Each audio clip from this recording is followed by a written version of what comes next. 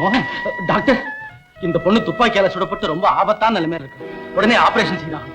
Alright nurse, operation theatre கொண்டு. Yes doctor.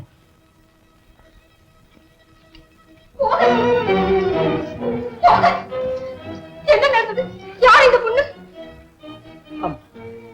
நாம் நினைப்பது ஒன்று, நடப்பது மற்றொன்று. தத்துவம் பேசுறது நேரமில்லை. உங்க உடம்புல ரத்தக்கரையா இருக்குது.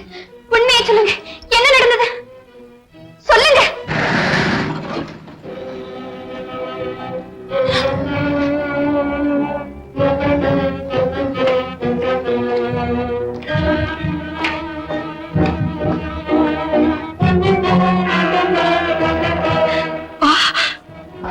நீங்களா?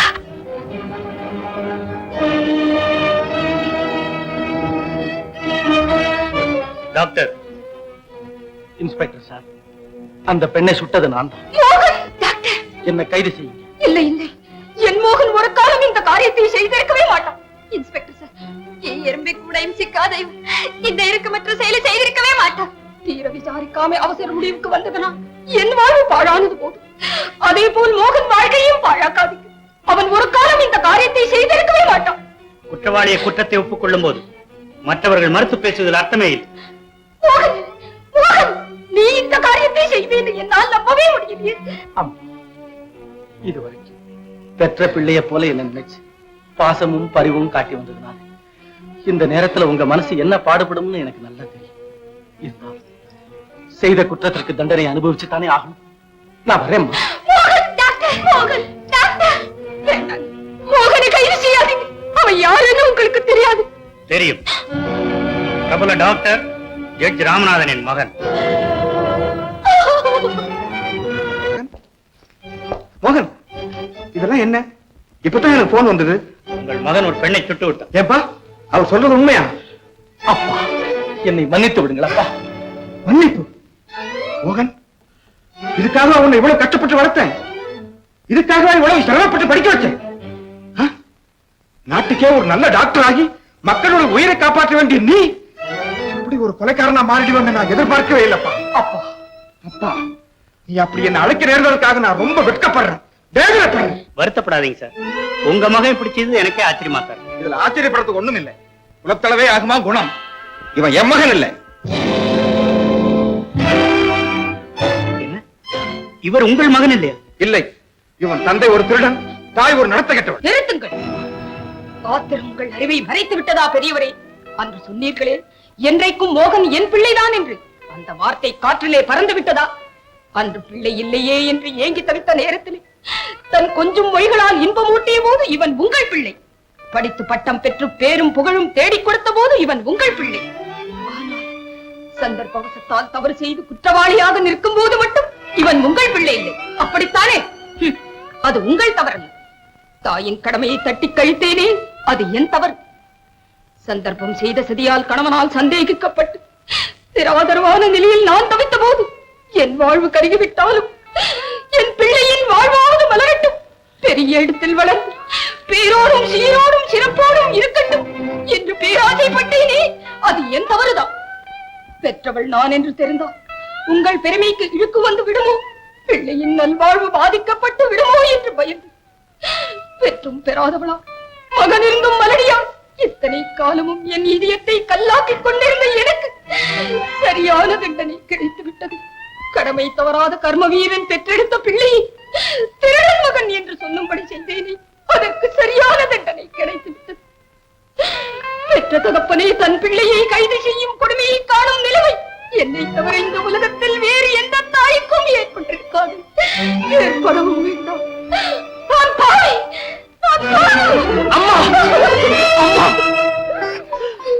அம்மா, என்னை பெற்றதற்காக நீங்கள் எவ்வளவு துன்பங்களை அனுபவித்திருக்கிறீர்கள், எவ்வளவு பழிச்சொற்களை சுமந்திருக்கிறீர்கள்.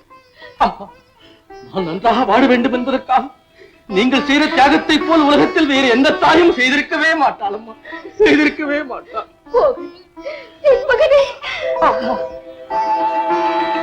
மோகன் என் மகனா? டாக்டர் மோகன் என் மகனா? அப்பா அப்பா, பல வருஷங்களுக்கு பிறகு என் மகனை குற்றவாளியாக சந்திக்கிறேன்.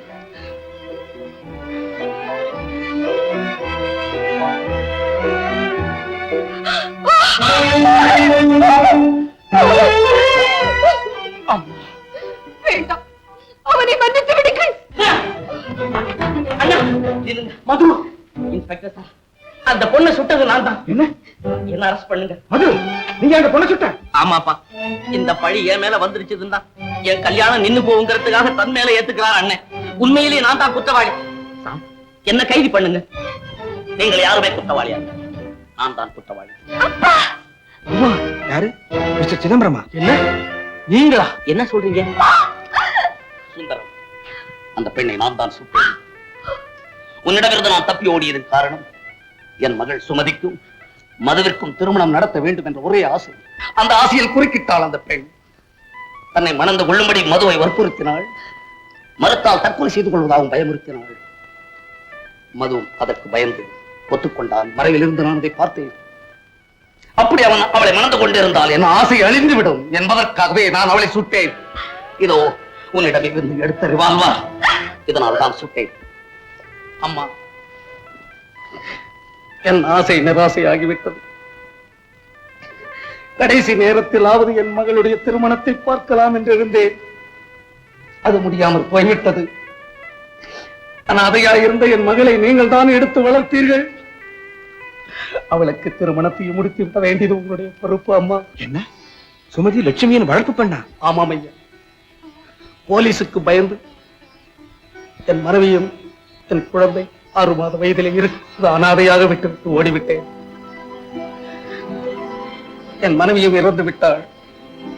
பிறகு இந்த புண்ணியவதி தான் எடுத்து இவளை வளர்த்தாள்.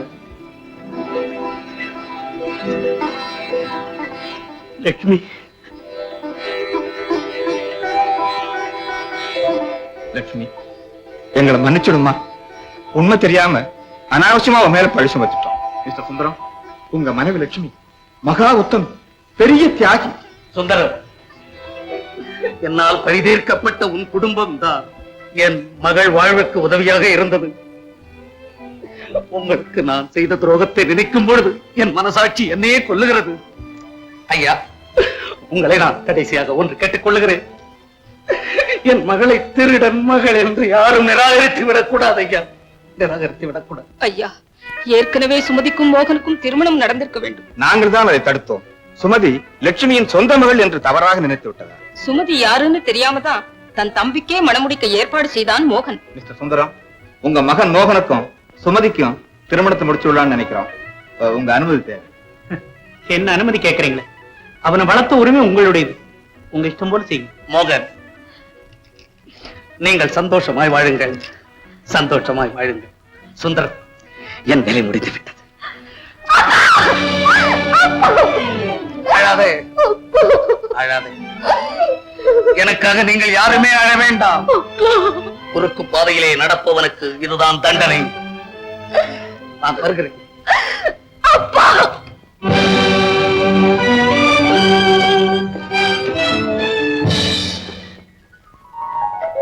ஓகேலா, ஓகேலா. கவனியரே.